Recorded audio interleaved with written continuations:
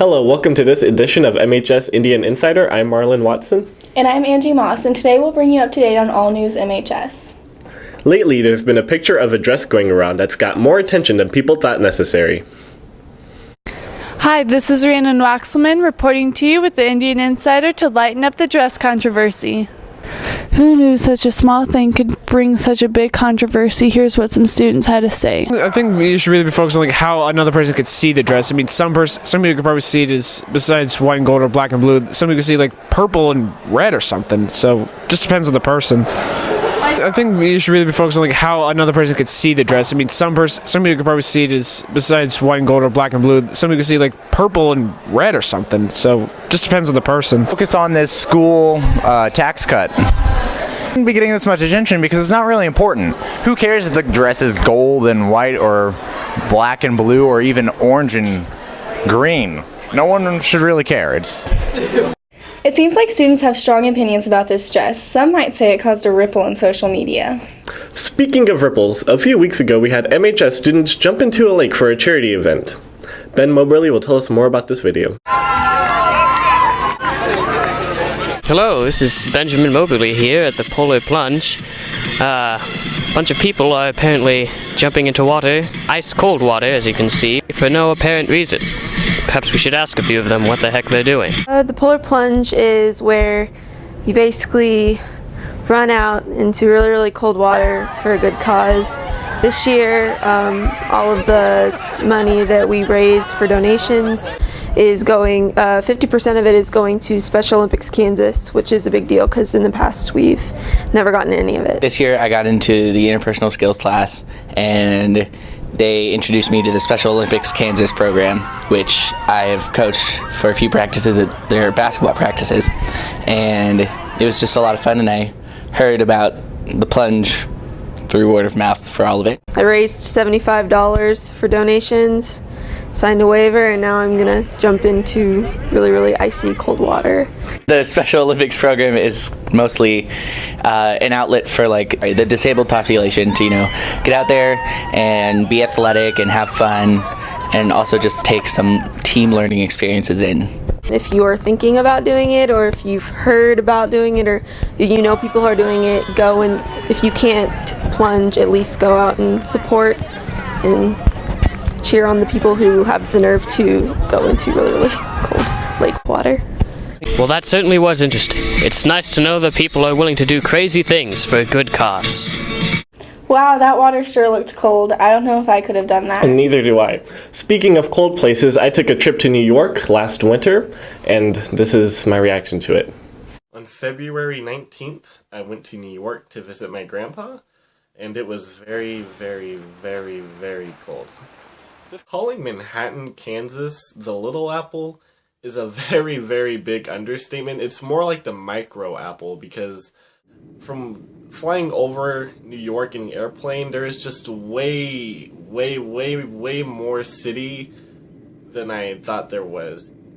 So as my family and I were walking through the city, I was just completely amazed by how big these buildings actually were. When you're driving in a car next to the buildings, if you're in a taxi or whatever, if you look out the window, you cannot see the tops of them because they're just so tall. And subways are by far the most practical way of transportation in New York ever. Without the subway, the city wouldn't be as efficient as it is.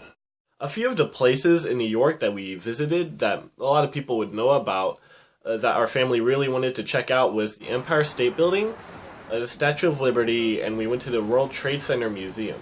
One of the major things that really hindered our visit was the weather. It was very cold. It was actually record-breaking lows for February when we went, ever in New York. And so, the wind was the wind chill was negative 25 degrees. So to put that in perspective, it's like when the wind hits your face, just imagine a knife getting stuck right in the middle of your face. It was crazy. Any exposed skin was just painful. New York is extremely culturally dense. It's not called the melting pot for nothing. There's a bunch of ethnicities and languages spoken in that city, and it's pretty incredible. If I were to recommend anything for someone planning on traveling to New York, go with someone who knows the city, because if you go alone and you don't know what's going on, or if you're with a family group that has never been to New York before, chances are you're gonna have a hard time. The subways are kind of confusing, and it's just hard to navigate everything. In the end, it was a good visit. I got to see my grandpa, which is why we went there, and I got to meet a bunch of family members I haven't seen before.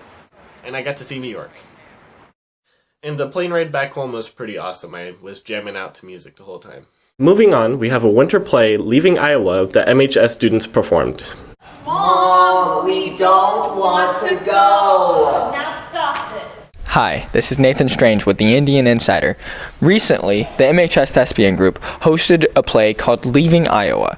Let's check it out and talk to some of the people involved. What Charlotte and I do as student directors is we kind of did some one-on-one stuff with actors and kind of got them to know their character a little more and further develop what they had. And if they had questions, they could come to us. We were for basic questions as well, like what color should this cardboard be, or does the steering wheel actually look like a steering wheel?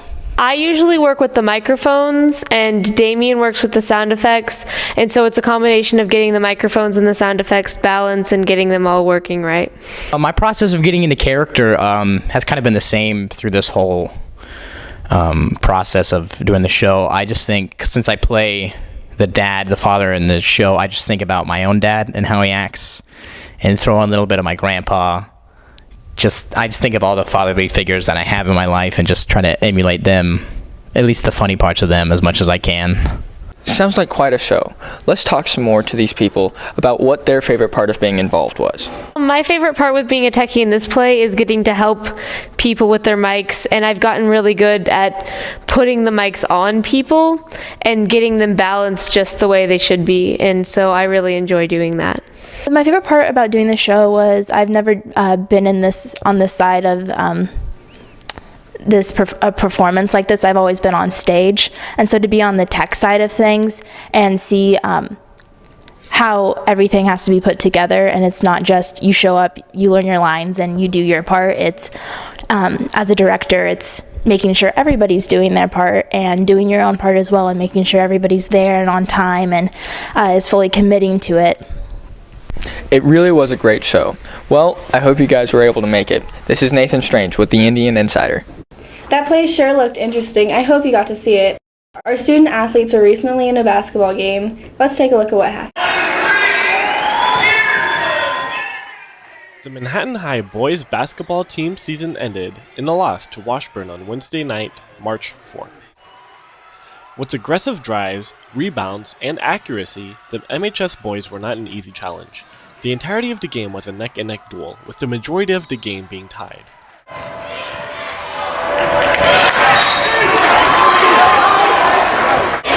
The Manhattan boys played well offensively and defensively, always pushing to get their ball down the court. However, Washburn also had a strict defense and offense. In the end, it all trickled down to the small things that ended in the MHS boys' defeat.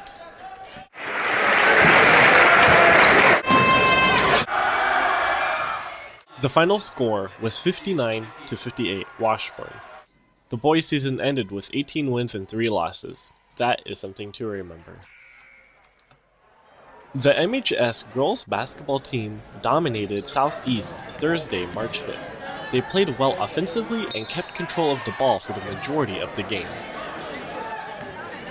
By halftime, the Lady Indians led by 39 points, proceeding to raise their score above and beyond Southeast in the second half. Simply put, the Lady Indians took every opportunity to rebound, make baskets, and steal the ball. Their game ended with a running timer. By the time it hit 0, the Lady Indians led 69-26.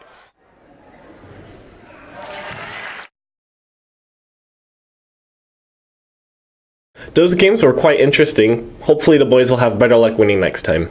Say, isn't spring break soon? I wonder what I should do. Yeah, well, one of our reporters went around the school asking students what they would do this spring break, so hopefully that will give you an idea.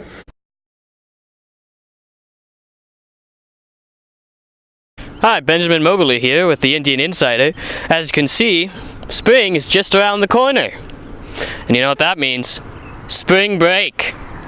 Now I've decided to go around the school and ask a bunch of students what they're doing over their spring break. Let's take a look at some of their responses. Over spring break, my dad's going to California for training because he's deploying this summer, and we might be going to Poland, where my mom's parents live. Somewhere in Poland, we're going somewhere in like the northeast of Poland, I believe, is where my grandparents live. I'm looking forward to just spending time with my grandparents and then possibly having my cousins come over. It's a big, like, wooded area. Staying up ridiculously late and going to Kansas City. Why am I going to Kansas City? My dad's birthday. I'm getting him an album of Captain Beefheart, who nobody knows. I'm going to Boston. My girlfriend lives in Boston, so just spend time with my girlfriend and her family, I guess. Well, that was a lot of interesting things we learned about what people are doing over spring break. I don't know what you guys are doing over spring break, but me, I'm out of here. Wow, that gave me some great ideas for my spring break. I hope you got some too. I did, thank you. And that's our show. I'm Marlon Watson. And I'm Angie Moss, and we'll see you next time on the Indian Insider.